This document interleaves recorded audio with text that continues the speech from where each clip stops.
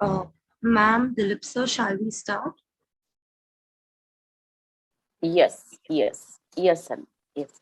Thank you. A very good morning to one and all present here.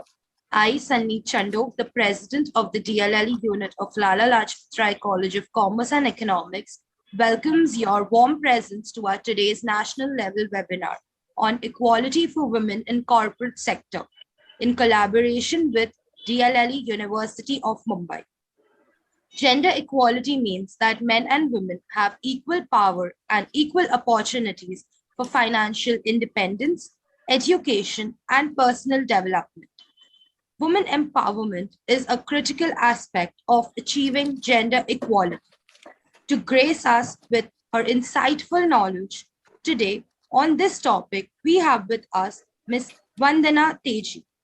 Before we get into the session, I would like to invite our faculty coordinator, Dr. Meenam Saxena ma'am, to introduce our guest of honor, Dr. Dilip Patil sir, our ex-director of DLL.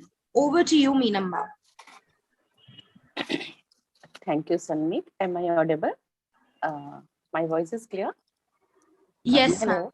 Yes, ma'am. Okay. Thank you, Sanmeet. Very good morning, all the dignitaries, respected faculty members, and my dear participants. Very hearty welcome to all of you. It is my indeed privilege to introduce the guest of honor, Dr. Dilip Patil, ex-director of Department of Lifelong Learning and Extension, University of Mumbai. Sir has done MA, PhD, LLB, MBA, and has been shortlisted for the post of Vice Chancellor in University of Mumbai. Sir was the director of DLLE University of Mumbai from 2006 to 2021. He is the PhD guide from 2004 to 2006. He was the principal of St. Joseph College, Virar.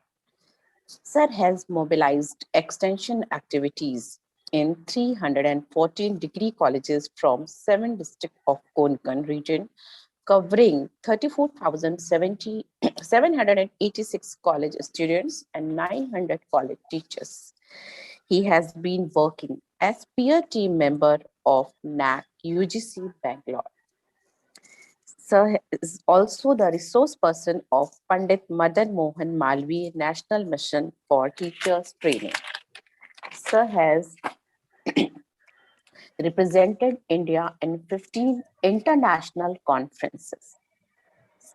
For the last 40 years, he is associated with Nirmiti Youth Foundation NGO implementing rural upliftment projects in the tribal part of Vasai district, Palghar. He has also introduced 13 market-oriented continuing education online courses for the society under e-learning Center of Department of Lifelong Learning and Extension, University of Mumbai. Achievement and contribution of Sir is really endless. So without wasting the time, I would request Dr. Dilip Patil, Sir, to continue. Please, Sir, over to you. Thank you. Thank you. Thank you, Lala Lajpat Rai College team, my dear colleague teacher, honorable principal ma'am, and my dear students, volunteers for DLLE and Lala College also. I'm very happy that even though after my retirement also you invited me in the activities, and that is it's kind gesture from your side that you're remembering me till after retirement also. So it is good. Always I know we are handling around 800 colleges in Mumbai University from Goa border to Gujarat border, and Lala Lajpat Rai College is always on top to implement various activities, not only for teachers, not only for students, but for the community also. And today's topic is very much important in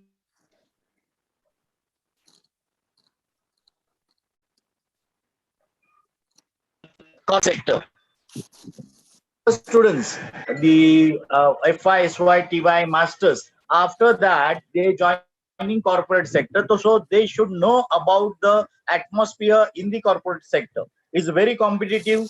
You have to work hard, work for minimum 12 hours. So many things are there, and I'm very much confident that compared to boys, girls are very having more strength to work hard. So that is a important thing, and but they should know about the community, because during the college life they are like a butterfly. So they're enjoying 3-4 years of college life. Very sadly say, last 2 years our college students, they miss the college activities, and the syllabus, the degrees, the studies, library, that is important. But at the same time, the more important the activities like DLLE, NSS, NCC, cultural, sports, because a degree gives you what to earn, how but the DLLE teach you how to earn. That is very much important. Because of DLLE, because of your degree, you will get a merit or whatever the class or like that. But because of DLLE, you will your confidence among you will build, and you will know that by working in community project like a status of women in society and so many other projects other than your syllabus, which is not in syllabus, but you will realize you should know that how to read a person in front of you. That is a more important thing, that is not included in any syllabus, but how to read that person, because of the eye contact, the body language, the attitude of the person, uh, uh, even though he is a millionaire or is a poor person, but because of the person attitude and other body language and of the girls, immediately they can recognize the intention of that person. That is very much important. And that is the things where when you are working in the extension of projects like a DLLE, you are means without knowing, you are building that knowledge among in your mind. That is very much important. And uh, for this type of projects, around 34,000 plus students are there, and the teacher like Saxena ma'am and the principal ma'am, they are implementing this type of project is very much needed. All colleges should implement this type of workshop to give the knowledge about because after 1 year, after 2 years, after 3 years, these girls, they are entering in this corporate world, and how the corporate world about the equality and so many other things. I'm not going deep in that because the resource person, the experts are here. So I don't want to enter in the area. But before entering in the corporate world, we are preparing our girls students, particularly boys also. It is not only that girls, but boys also. Particularly, we are preparing them, building their confidence, teaching them how to work one and one, how to work in a group. That is very much important, because if you work very hard on 80-90%, but you don't know how to sell your product, then that knowledge will be useless for the corporate. So corporate people, they want a smart guy. No problem, talented, but smart is more important, because their target, because all the majority of the corporate world working for a target, and those who achieve the target, even though they don't have a first class, they're having past class, but that boy or girl is achieving the target of corporate, they will promote that girl or boy. That is important thing. But at the same time, my girl students, my daughters, they should keep in mind, they have to learn the opposite person, body language, mind, and so many other things that you will get idea. So Saxena ma'am, thank you very much. And my principal ma'am, thank you very much for giving me opportunity to discuss with you, talk with you, and best of luck to your this workshop. Thank you. Thank you, sir. Thank you so much, sir.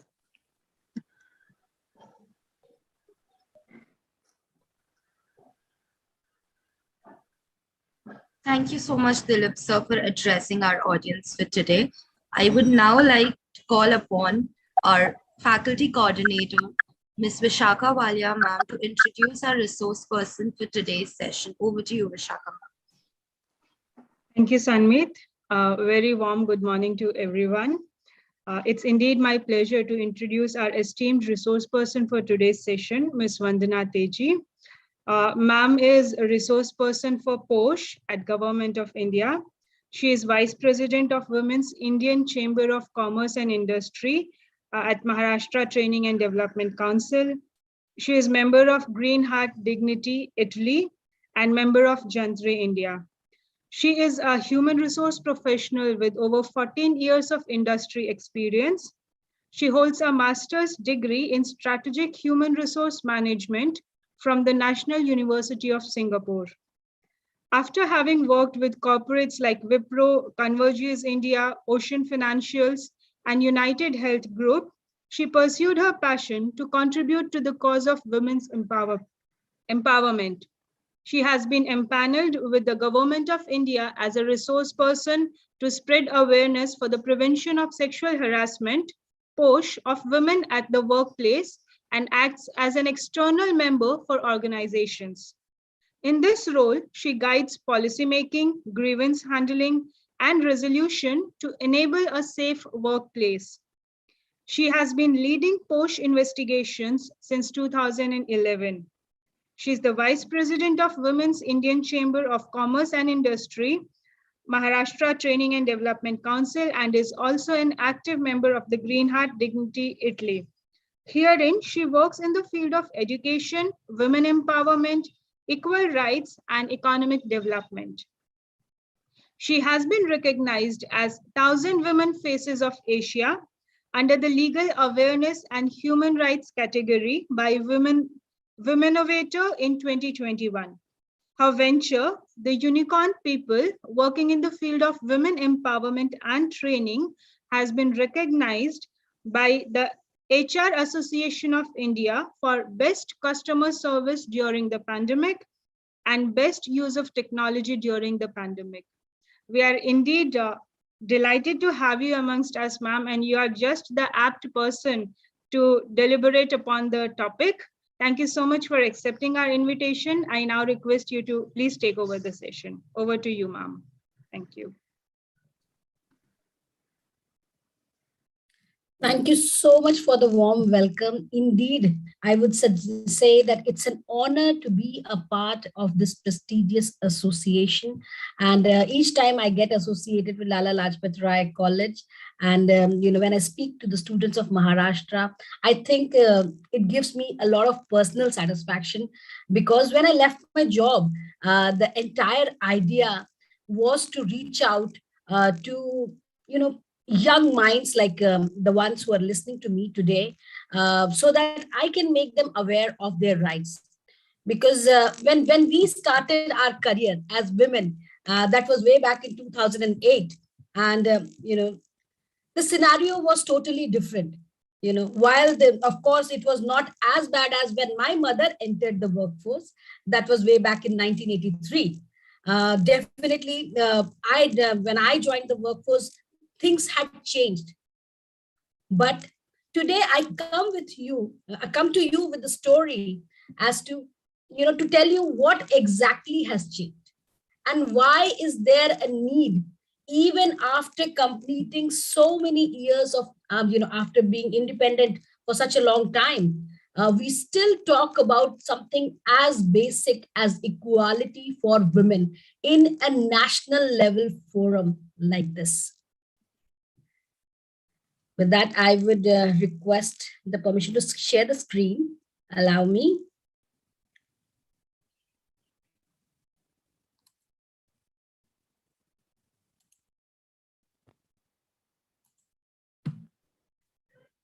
Yes. Let me know if yeah. Yes, ma'am. Yes. Okay.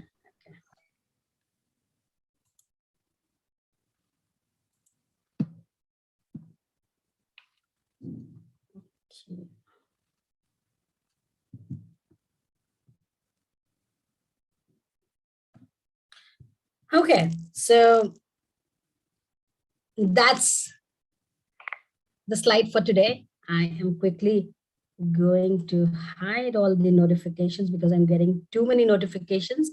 If you can disable the, the admission thingy for everybody, It would be a savior for you and me, Sanmeet.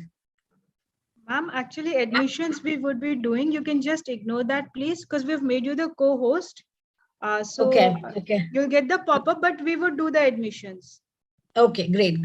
Okay, thank you so much. Okay, so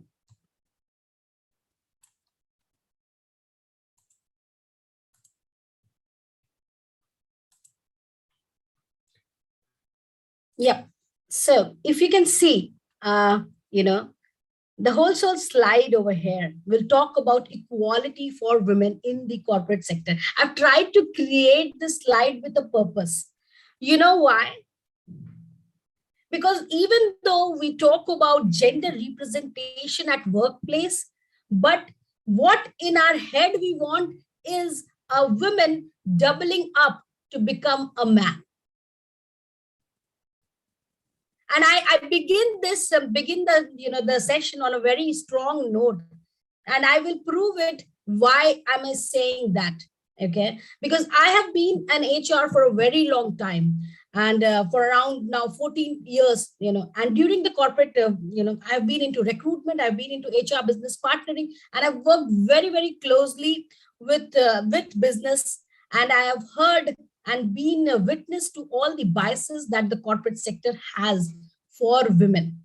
While I also want to quote that we are definitely improving every day, though the rate of change is slow, because there are a lot of things which is ingrained in our culture. There are a lot of things which are ingrained in our religion, in the way the country has been running for all these while. And not just India, but across the world. Across the world, there have been so many things, which had led to a situation wherein today, sitting in the 21st century, we are talking about equality for women in the corporate sector. In fact, there are a lot of discussions on equality for women in general, not just the corporate sector. Yeah. So beginning on that note, we are equals, as per the Constitution of India, we all were born equal, and the whole idea of recognizing citizens as citizens, not with any gender, was that everybody who is born in India get equal rights. And what are these equal rights? Article 14 says equality before law. The state shall not deny to any person equality before the law or equal protection of the laws within territory of Indian prohibition of discrimination on grounds of religion, race, caste, sex, or place of birth. But it again says at Article 15 that prohibition of discrimination on grounds of religion, race, caste, sex, or place of birth, it's prohibited. Then Article 16 says equality of opportunity in matters of public employment. Ma'am, just a second. Sorry to interrupt. Are you changing your slides? Because it's not moving here. Oh, is it not? Yes, ma'am. It's the first slide only. Oh, is it? See. Yes. Okay. Let me do the reshare.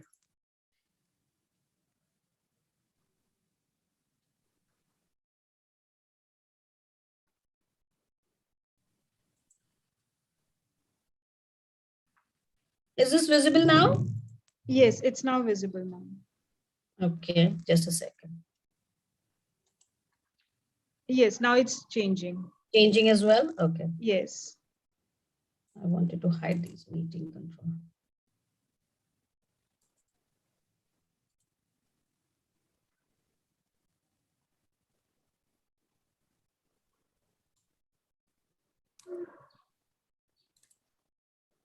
Let me know in case it is not visible. Okay. Thank you so much for telling me. Okay. So yes, this is what is the real scenario. When the Constitution was formulated, soon we are going to celebrate Republic Day. And Republic Day, that was the first time we celebrated was in 1950. That is 26th of January 1950. We actually got our Constitution. The Constitution, which was formulated by the father of nation and B.R. Ambedkar Rao. But till date, we are still trying to achieve what has been given by birth to us. And hence the need for this discussion on equality. I wanted to make it very, very clear to you all that this is no joke. This is no joke. I think everybody and sitting in this room who is a woman have gone through some or the other form of discrimination since her birth. Since her birth. But the thing is this, that some people take it seriously and some people just don't. And we have realized that if we continue to keep silent, if we continue to not raise our voices against it, it will continue to happen. We will continue to be stomped upon. And today, I would like to give you a little brief into the history right from the beginning. The discrimination begins, inequality begins from birth. And that statement is false. You all know that. You know why? Because inequality for women begins before birth. Yes, approximately 4.6 crore out of the 45.8 million females are missing in Indian demography in the year 2020. And this is mainly why? Because of post-birth selection. Everybody wants a son. Everybody wants a son. So what is done? Either there is female feticide or upon birth, the child is left to die.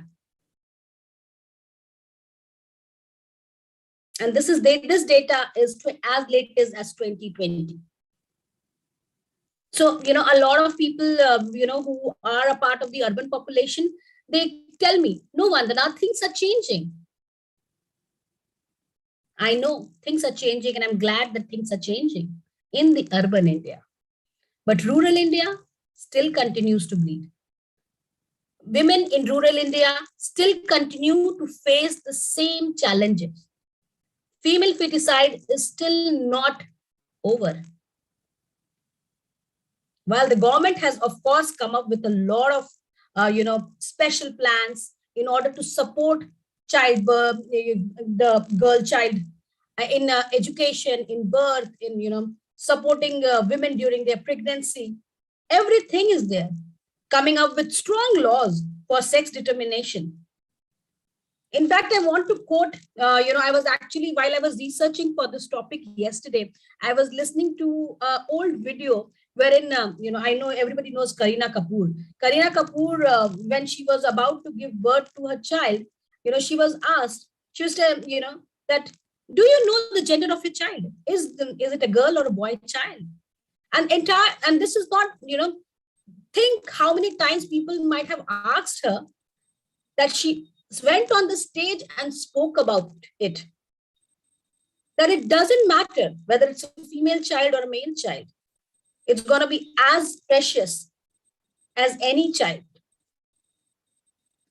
would be to their parents.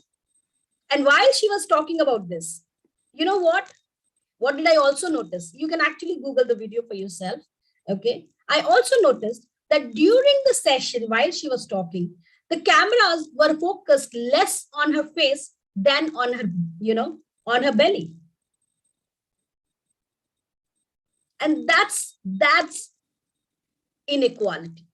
That's where the differences begin, as early as that.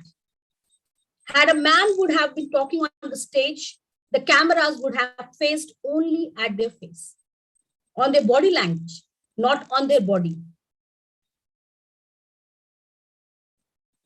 And this is just one example. And you all know that India, in the latest census, which was in 2011, which was another census was supposed to be done in 2020, but couldn't happen because of the pandemic. So that as per that data, against every 1,000 men, we just have 910 women. sorry, 9,010 women. That is the scenario. And India, in fact, it is behind China. China has, this ratio is similar to, worse than China. So it's worst in the state, in the entire world globally. And that's what is worrisome. Moving ahead, I also want to talk about inequality when it comes to education.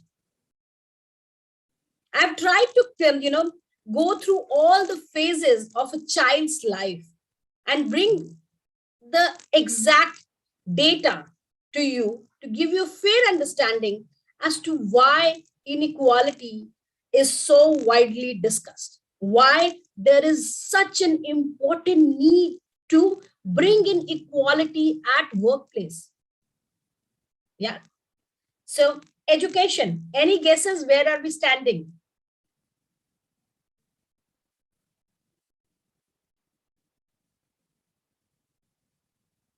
No guesses? Okay, I will go ahead. Right to education is our fundamental right. Of course, right to education is our fundamental right. It's not a privilege.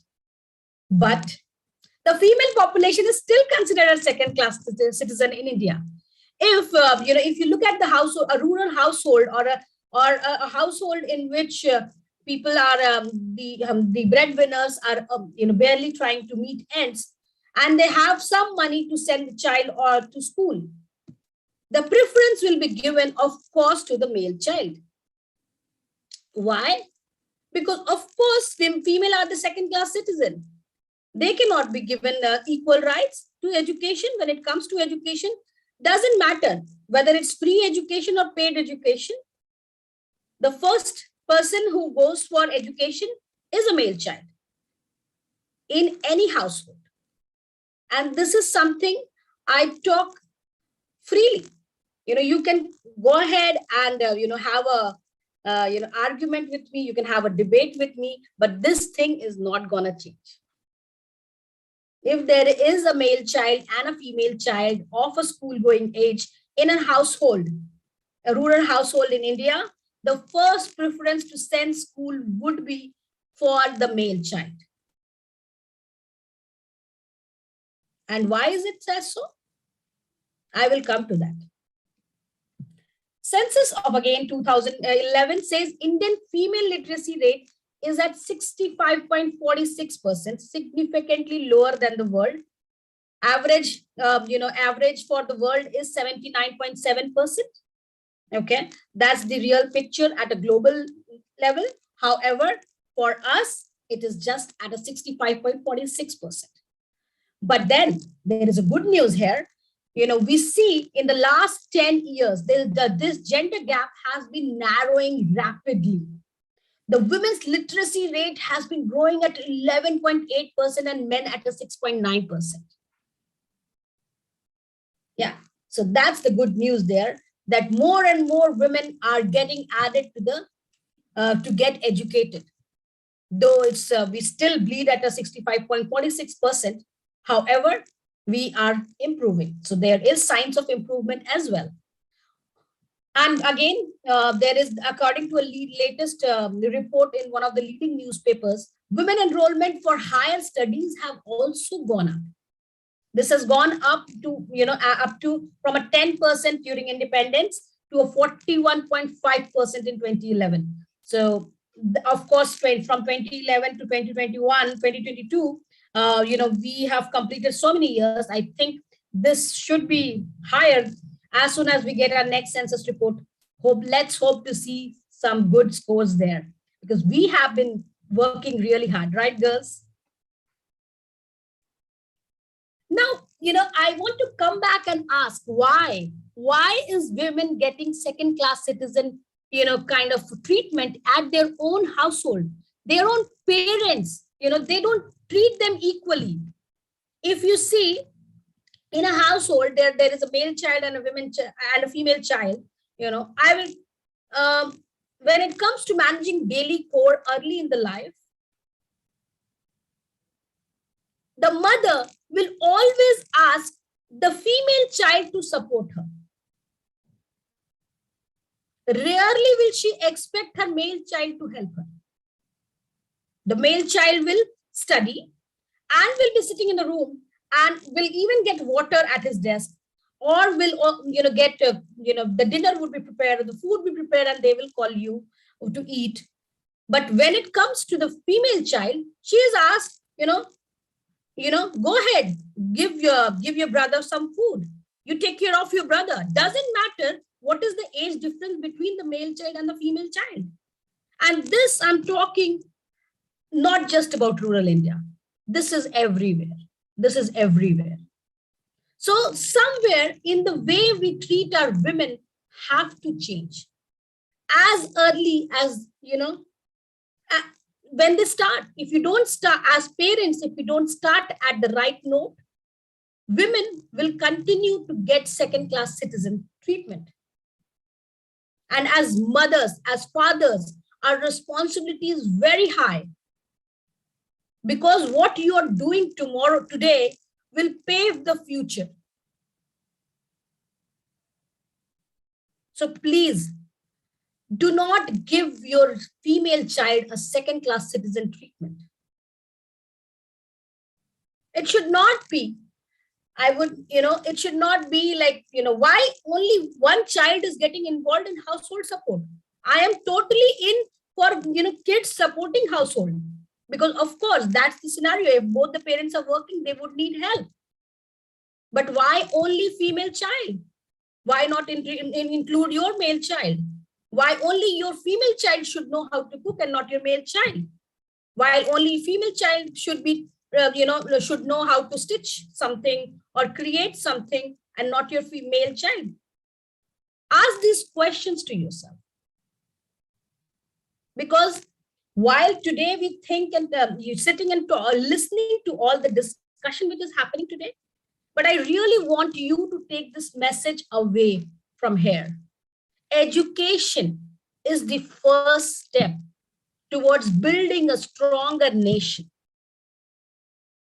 India will continue to be an underdeveloped or a developing economy until and unless the 48% of women go ahead and support its growth. No nation will become a super nation on just around 52% of its people working, or add another 10 to 15% of women to it. So, or say around roughly, max only 60-65% of their people, of their working class population actually contributing to the economy, while the rest, they are just sitting at home. If you look at from an organizational perspective, if you're looking at a machinery for that matter, okay, if a machine operates at 65% efficiency, will you continue to use that machine? No, of course no. You will either make changes to increase the productivity or the efficiency of the machine, or you will go ahead and replace it with a new machine. We cannot replace, but we'll have to definitely change the way at which we have been growing. Gender discrimination at workplace. So after education comes the workplace. Now with the increasing number of women in the workplace, every day, I am interviewing women at my workplace, not from today, but I think from the last 14 years, I've been interviewing women. I'll tell you certain demographic, I would say it's a behavioral study which Harvard had done a few years back. When it comes to recruitment, you show 6 people, out of each 6 people hired, there is only 1 female who will be hired. And this talks a lot about the biases that we come with. Yeah. Sudha Murthy. I hope everybody knows the name of Sudha Murthy. Yeah. In case you don't, I really want you to go back and do a research on who is Sudha Murthy. So when Sudha Murthy was a young engineer, okay, she was probably one of the only engineering students in her batch. Okay, and she was young, and she wanted to be a part of Tata's, and she wanted to work for telco. But when she sees the job notification that she saw in the newspaper read, needed young, energetic engineers, and ladies, students need not apply. Now that a lot of us would have taken, okay, fine, if they don't allow ladies, what can we do about it? But that was her dream job. And she was Sudha Murthy. And so she took a postcard. I know, yes, there is something called a postcard. I don't know how many of you actually know postcard now. So back those days, we had postcard, we had inland letters. So she actually wrote a postcard to JRD Tata. In her postcard, she wrote that I have completed my engineering and I want to be a part of telco. This is my dream company. And with adding a line, you are not even allowing me to compete. You are just drawing a line stating that since I am a lady, I cannot apply to this job. And I don't think this is fair to me because I have worked equally hard to get that degree. With this, of course, it moved JRD Tata. Then JRD Tata called her for an interview. Okay, it was a panel interview and she was very scared. She was asked questions like, you might be the only female on the shop floor, and the shop floor comes with a lot of risk. There is a lot of safety issue. It's not a very safe place for women to be in. And she went ahead and answered, I need to try. If I don't try, how will I know whether I will be able to do it or not? So she did clear her interview and began her career as a computer scientist and engineer. So that's the story. And this was way back. Yeah. Now, when I say way back, you might think that things have changed. Do you think things have changed? Or do you still see job post which says only males can apply? Yes, we do see. Here is a screenshot from Naukri portal for you. Have a look at it. I really don't want to, highlight the company name over here because I'm not here to get into any disputes. But, these are all openings. If you see male candidates, if you see the number 1, audit executive South Indian locations, male candidates only preferred. Yeah. And then you say 12th male candidates for door-to-door sales. Okay. And then you say there's a Pune a sales executive, sales engineer. Again, that's only for male. These are few examples. So yes, while I did narrate a way back old story of Sudha Murthy, wherein she was facing a lot of discrimination while applying for a job, and that scenario has not changed. And this is in line with the survey that Harvard has also done, wherein I said against every 6 people hired, there is only 1 female who is being hired. So this is the scenario in the corporate world. Okay, moving ahead. And not just this, not just this. When it comes to discrimination, it's not just this. So there are a lot of things. Women have to doubly work to make sure that they prove themselves.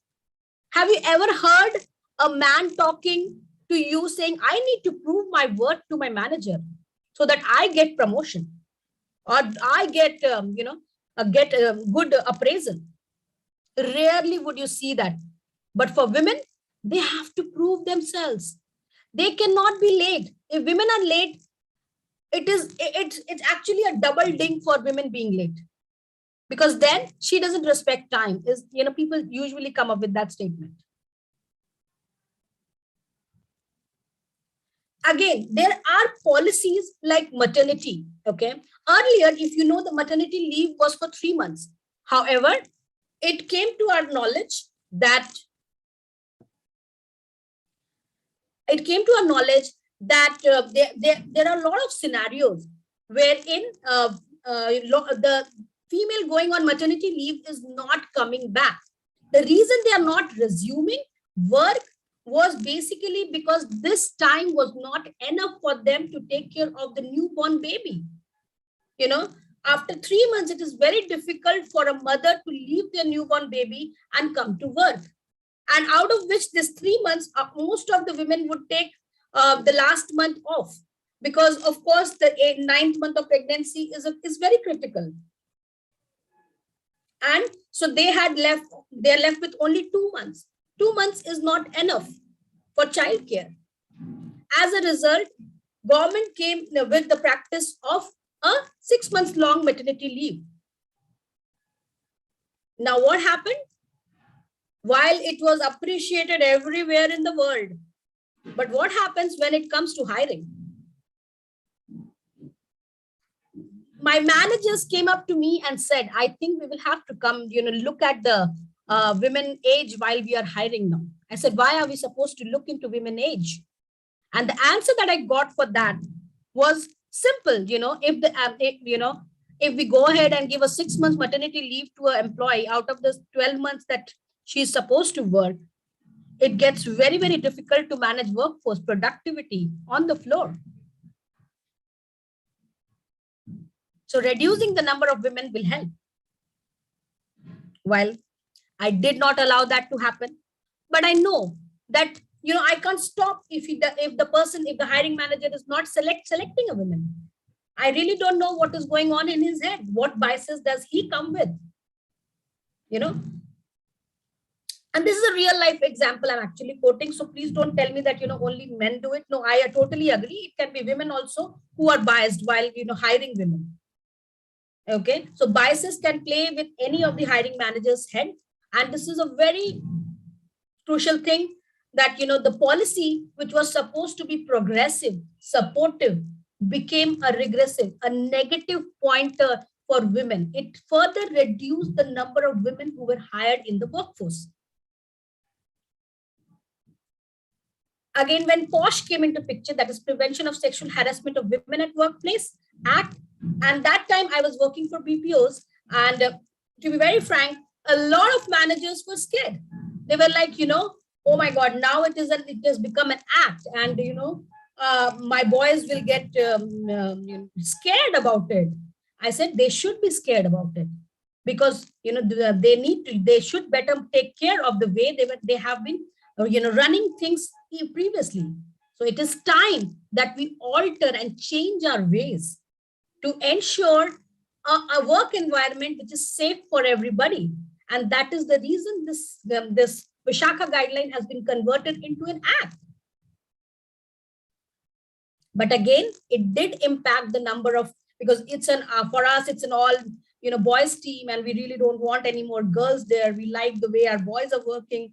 Getting a girl in the team would actually mean distraction. I have heard all of it. And I know a lot of students who are listening to me. Please understand, I'll take 1 minute to talk about sexual harassment at workplace. Please understand, when you join an organization, make sure, if you are made to feel uncomfortable in any way, reach out and talk to the committees out there. There is an internal committee. I know there are times when we don't know whether the thing which has happened with you is sexual harassment or not. But believe me, reaching out to the committee and discussing it will help you narrow down it. The committee is there not to only to listen to complaints, but also to prohibit and prevent sexual harassment from happening at workplace. And it will only be possible if it is utilized in the right manner. So please do not stay silent in case somebody is trying to take advantage. I know you would be young people starting work, trying to learn a lot of things, and you might not be aware of it, but knowledge is power. So stay informed about your rights. I wanted to bring in the Global Gender Gap Report here, which was sensational last year when it came. It was sensational. India ranked at 140 when it comes to, out of 156 countries. And believe me, they're tiny countries, size of a, a Sikkim, or a size of any of our state, small state. That is the size of the countries, but they do much, much superior than what we are doing when it's come to the gender gap. India has actually slipped 28 places since 2020. While the growth happens in one number, one digit, but the decrease happens in 2 digits, if you can see, within a year. And the top 3 reasons: the maximum decline was noted in the political empowerment, sub-index due to decline in the women number of ministers. So yes, this is something we don't think about, but politics is also a workplace. And there has been a tremendous decrease there. If you can see, we have gone from 23.1 to a 9.1. And that's alarming. Women don't want to be a part of politics anymore. That's what it says. Only 29.2 women professionals are in technical roles. This continues to be a problem. When it comes to education, education in India is no more for getting the women employed. Now it is a skill criteria which parents are creating, the child has to be minimum a graduate or a postgraduate. Whether she studies science, that's not important. What is important? Arts is easy. Give her arts as topic, or commerce is easy. She can clear. What is it? Why? Because when we go ahead and find a suitable match for her, that match will ask, what is the education of your girl child? And how can I say that she's just 12th pass? So she must be in sync with what is the market norm. Everybody is looking for a bride who is at least a graduate or a postgraduate. In fact, there are a lot of engineers, women in students who have completed their engineering degrees, but are not a part of the workforce. There are a lot of women who have completed MBA degree, but not a part of workforce, because the moment they complete their education, they are married to a suitable guy, suitable groom, and she no more works because her job is to take care of the family and the child. Only 14.6% of senior leadership positions are held by women, and there are only 8.9% firms as top managers. So the Companies Act came in 2013. There was a change which was made to include women board members. And that was an amazing move, considering that you are not supposed to look at the women members should be elected not based on skill, but just because we want representation of women in the board. As a result, very nice move by Government of India. While I don't agree to the skill thing, I think anybody who is participating should have the skills. But what happened? What happened was this, that women started, okay, who were the board members now? Wives of the owners became automatic board members. Wives, daughters, mothers, girlfriends, junior employee members, all of them started to be a part of the board, because all that was required was one woman in the board who will get somebody who is skilled enough to ask questions. So that's how India works. Moving ahead, I think I'm falling short of time, but then COVID impact, quickly wanted to touch base on COVID impact. In the first wave, if you see, COVID made a lot of people lose job. Men, women, anybody, all genders lost job. Everybody lost job. Many people lost job, okay? But then the worst part was urban women accounted for 3% of the total employment loss. And they account just 39% of the total urban job losses. So out of the total, the meager number of people working, urban women working, out of that, 3% was women. Reason being, women are employed in volatile industries like tourism, hospitality, beauty, health, and hence they were the one who were impacted the worst. of course. And then there were a lot of voluntary resignations. Reason being, increase in domestic work. In fact, our president, Mr. Govind, was saying the other day that women does 3 works. Working women, they work for the household, they work for their offices, and they also work as teachers to their child. Because now, with with all the classes being held online, it is just not 1 hour of teaching. The classes are not enough. There is no domestic help due to the increase of good that we have got them back, but during COVID time, we did not have. And how is it humanly possible for somebody to do 3 times the work in a day? As a result, women had to resign, quit the workforce. Examples of gender-based discrimination which has been happening, apart from the one I have already discussed, not being hired, of course, offered low-paying positions, of course. When it comes to hiring women, and you will see a lot of customer care executives or frontline executive role open to women. Performance evaluated on higher and harsher standards, and this is a reality. This is a reality. Being paid less to your other gender colleagues with the same or less qualification and experiences. This is a reality again when it comes to the gender pay gap. Gender pay gap requires a much bigger discussion, but let's understand that in India, people with same men, women with the same kind of education, same number of years of experience will be paid and the gender gap is just growing every day. And why is that? One, because in case the women decides to have a family, they have a child, and they in order to manage work-life balance, they might quit the job, they take up a freelancing job, or they don't want to upgrade their position or get more responsibility, because then it will require the person to actually spend more number of hours. As a result, naturally, the career of a woman takes a backseat. And specifically when she is a mother.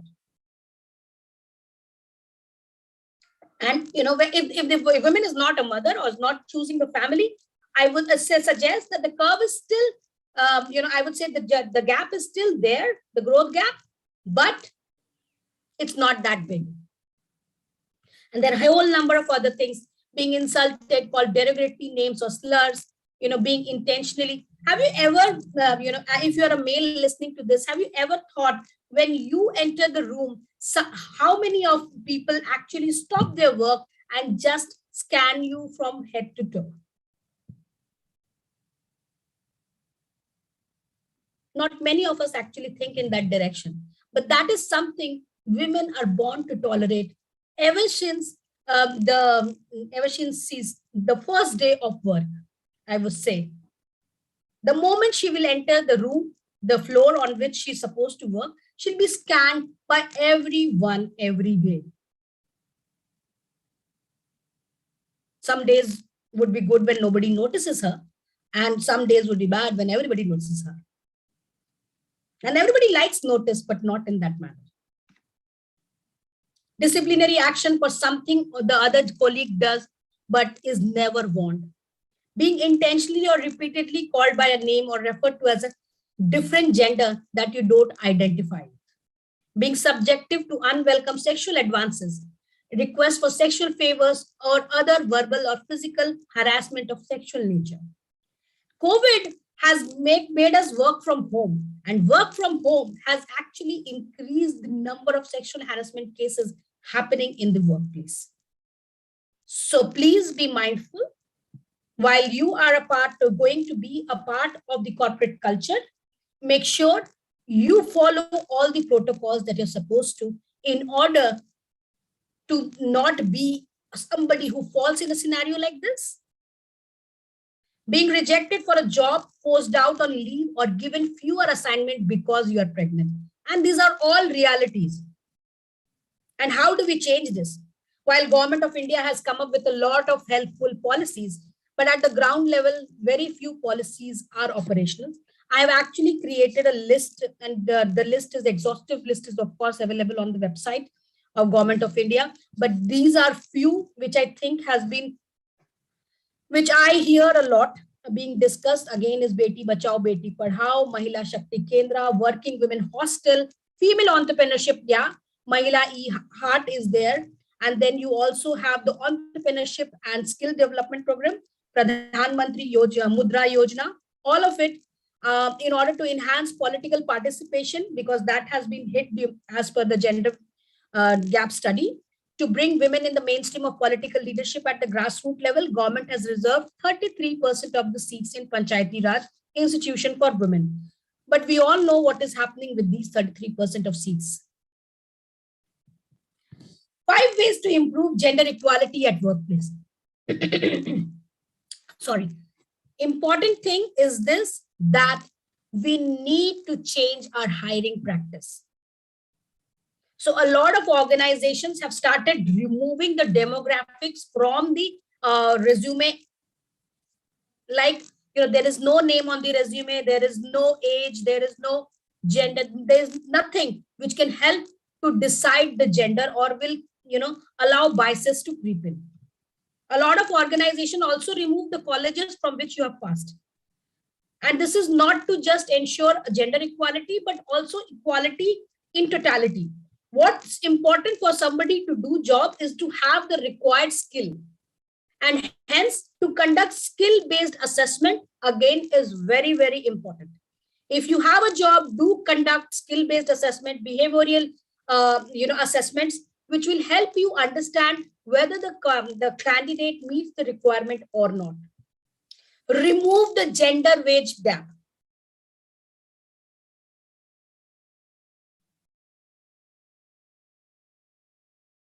Yeah, remove the gender wage gap. Very important that if you don't remove gender wage gap, then we will continue to see the inequalities and have more women mentor men. Why do we want women to mentor men? Because they come with 2 different leadership styles. Plus, empathy and emotional intelligence, as per research, is highly seen in women.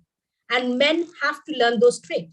And work-life balance priorities, again, very, very important. With this, I come to the end of my session. And I would like to end it that there is no limit to what we as women can accomplish, by Michelle Obama.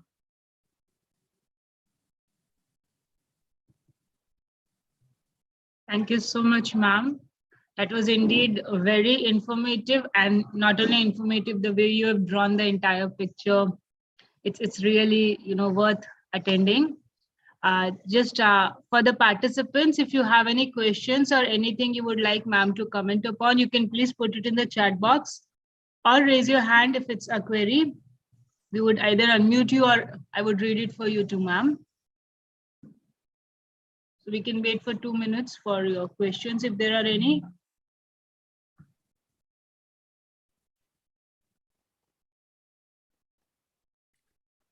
Chitra Suraj has actually written in a chat box. I really want to read this out. Extremely sorry, ma'am. No need to be sorry. Please understand, everybody has the right to talk their head. That is the constitution giving you that right. But women are also responsible for body presentation. They wear rings at belly, draw tattoos on different body parts. I think wearing rings in any part of the body or tattoos, I don't understand.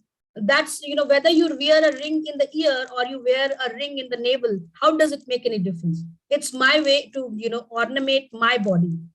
And I think nobody has the comment to talk about it. I don't think anybody has the right to comment about it. Just like nobody can stop you from talking your mind out. Okay, ma'am, even I have a question from Miss Sneha. She's asking, are there any uncommon rules for women in corporate sector? Uncommon rule.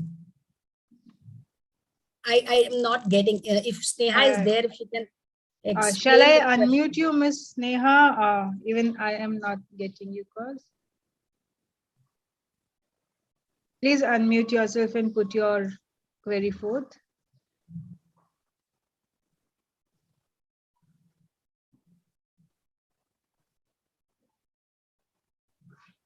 Unsaid rules, ma'am. She's saying unsaid Unsaid. rules. Yes, the unsaid rules are there that as women, the moment you prioritize your work over your family, then the family will question your integrity towards the family. And in case you prefer, you go ahead and give a little preferential treatment to your family, then your office might get afraid of it. So yes, the unsaid rule is this, that you as women will have to bear more grit in order to establish yourself as a successful woman. And that is an unfortunate thing that I have to say this. When it comes to equality, I think everybody should work in the same manner. But there is a lot built in the history. And in order to come out of this history, in order to ensure that we are at par when it comes to education, you might have to, don't shy away from arguments, I would suggest. You will have arguments with your parents, you will have arguments with your friends, but then if you have a legit point, they will listen to you. Because I make sure my friends understand my point of view. So that's the unsaid rule. So true, ma'am. Thank you for that. Anyone else would want to ask any question? And the feedback form has been shared in the chat box. Please ensure that you fill it, because your feedback is valuable for us. And at the same time, filling the feedback would entitle you for your e-certificate. So yes, please make a note of it. Sahil, a good question. Ma'am, giving less workload to women while being pregnant is nice thing. So how can it be discrimination? It's discrimination because my pregnancy is not a sickness. My pregnancy is a state of being, my dear. And until I say that I am not in a state to work less, you should not think about it. You should continue to give me work the way you're giving to other employees. Because in case I'm not able to work that much, I will automatically come to you and let you know. Okay. At the same time, please understand, my 6 months of work that I've done is supposed to be rated after a year. And what usually happen, managers give them less work during pregnancy and then end up, despite they might have moved the mountain in the first 6 months. But after coming back from the pregnancy, once they are appraised, they will see only average rating. Doesn't matter how much hard work did she put in the first 6 months. That was before going to pregnancy. I know many of my friends who are about to go on maternity leave. They ensure they do 2 months job in advance. They do 2 to 3 months job in advance to ensure that they are getting good ratings in their appraisal. That's not required. That's really not required. But yes, they do it. And believe me, chivalry aside, I think if I cannot do a work, I will tell you I will not do a work. And I think we should all reach that maturity level. And everybody in this room, if you are men or women, in case you think your work you're not able to manage well, reach out to your manager. Your manager is sitting for that. They will help you segregate. When you reach and become a part of the workforce, what happens initially, everybody gets too overwhelmed, and this is like my 2 bits, because I manage a lot of fresher hiring myself, a lot of fresher picks from the college directly. And I've seen in the first, the probation period, 6 months, it's very crucial for them. At the same time, there's so many things which is happening. Candidates or new joiners get overwhelmed. And they really don't know that if they are not able to do a work, they can actually reach out to somebody. They struggle. They run pillar to post. They're working all night. That's not required. The first 6 months is your learning curve. And that's when you ask for help, as much help as possible. Thank you, Faiza. Thank you so much. Thank you, ma'am. Actually, this discussion is really endless. I mean, this is a area where, we could go on sharing our ideas. But still, if there is any more question, feel free to put it. Otherwise, we can move on to the next segment. That's the vote of thanks. With your permission, ma'am. Yes, please go ahead. Thank you so much. So again, it's my privilege to propose the vote of thanks for this highly informative and enlightening session. At the outset, I would like to thank Vandana ma'am for sparing her valuable time. Ma'am, you not only made us aware of various articles pertaining to the topic, but also you highlighted the core areas where we are still far from equality, but there is a ray of hope. By citing facts itself, you've drawn a clear picture of the scenario for us. And I'm sure this discussion would especially make our young ones ponder over the matter and come up with new and better ways they would adopt to deal with it. I also thank DLLE University Department, University of Mumbai Department for giving us the permission and collaborating us for the cause. I thank Dr. Dilip Patil sir for joining us, sharing his valuable ideas, and showering his words of motivation and blessings. I also thank our management and principal, Dr. Neelam Arora Madam, for all the support and cooperation provided. Last but not the least, I thank our valuable participants without whom the event would just have not been possible. Thank you everyone once again. Okay, I'm so sorry. Yes, we are again pleased to have our principal, Dr. Neelam Arora Madam amongst us. Ma'am, thank you so much for joining us. Ma'am was busy at that time. Ma'am, please say a few words. Yeah, good morning, good morning. So I've been there for the whole lecture, but I had not named myself as Neelam Arora. It was only Neelam because I had my lecture till 11:30. I joined at around 11:30. So Vandana ma'am, I think you gave a very, very elaborative view on gender equality, and it is so sad that we are in 2022 and we have to inform people that men and women are same and that we are still facing gender discrimination. And being a student of law, I have come across many cases where because you are a woman, not only does your company treat you differently, but the law also treats you differently.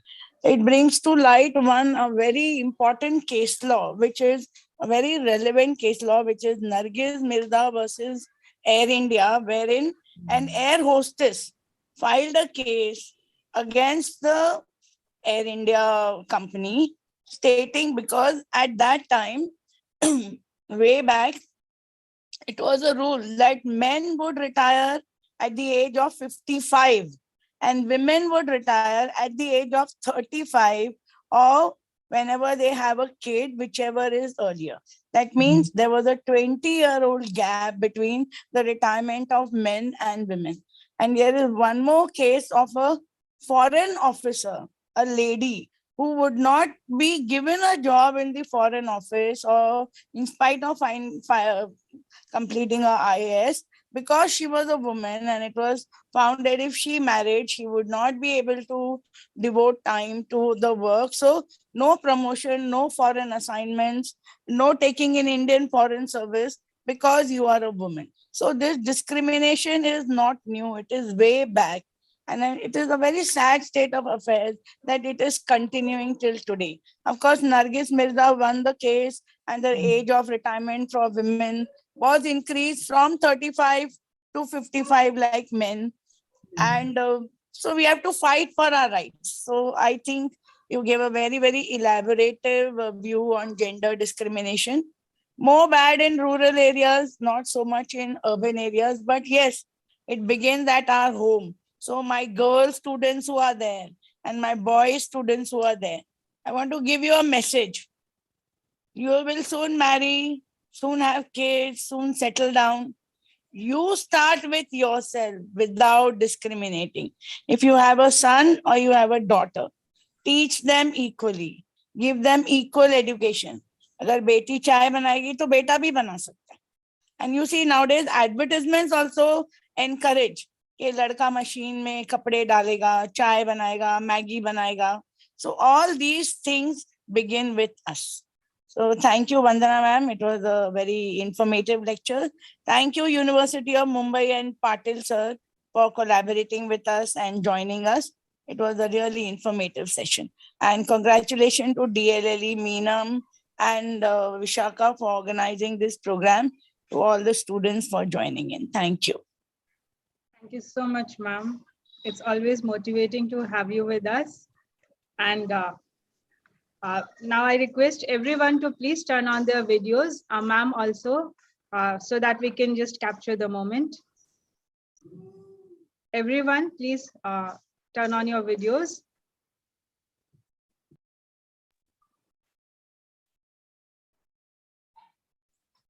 On the count of 3. 1, 2, 3. Thank you, ma'am. Thank you, participants. Thank you, everyone. Thank you, everybody. It was amazing being here. And thank you so much for listening to what I wanted to say. And as Neelam ma'am said, it all starts with us. Change begins with me. And let's pledge to stop gender-based harassment, gender-based discrimination. Can we all quickly on the mic, on the count of 1, 2, 3. I pledge to stop gender-based discrimination. I pledge to stop gender-based discrimination. Thank you.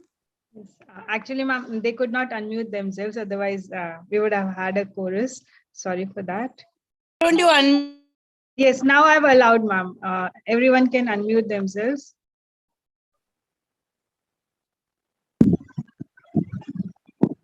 We'll do it once again. Let's unmute ourselves.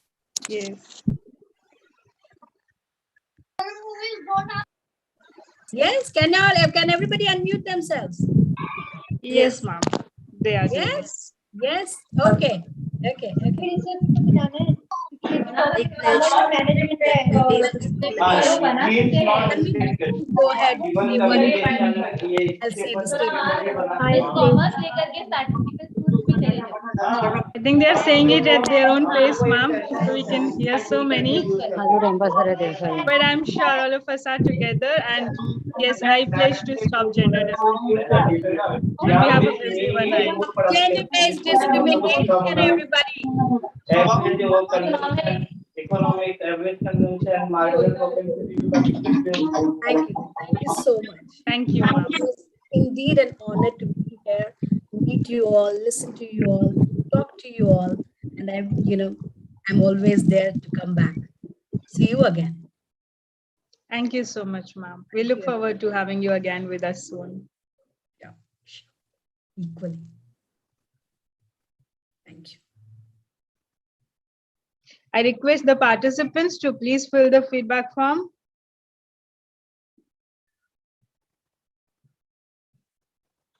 I think we can keep the meeting on for another 2 minutes or 3 minutes, Sanmeet. Sure, ma'am. If you could just stop the streaming. Sure, sure.